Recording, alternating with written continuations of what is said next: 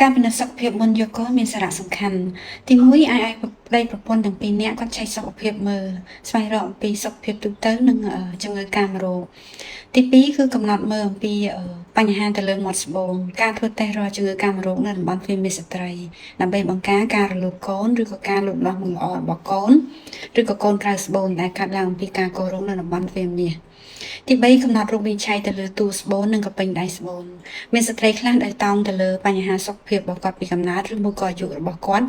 ធ្វើឲ្យពងញីរបស់គាត់នឹងថយចុះនៅលទ្ធភាពបង្កកំណើតដែលបែបនោះអាចឲ្យគ្រូពេទ្យ recommend សម្រាប់គាត់ល្អមួយចំនួនឬក៏ចាប់ផ្ដើមក្នុងការព្យាបាលយកកូនវាអាស្រ័យទៅតាមការពិនិត្យឃើញជាក់ស្ដែងឧទាហរណ៍ថា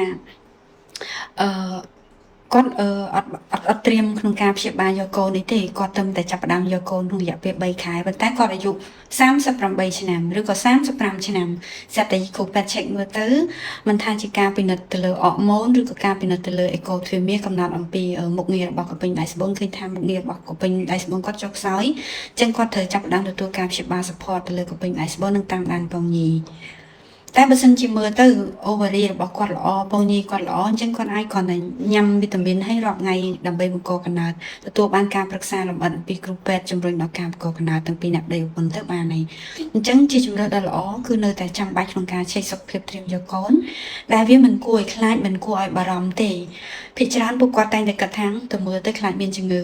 ចុះបើសិនជាយើងមានបញ្ហាយើងអាចរកឃើញតាន់ពេលវេលាហើយយើងអាច flexible ទៅតាមលក្ខខណ្ឌសុខភាពរបស់យើងជាក់ស្ដែងនោះជំរុញដល់ការមានកូនកាន់តែល្អប្រសើរ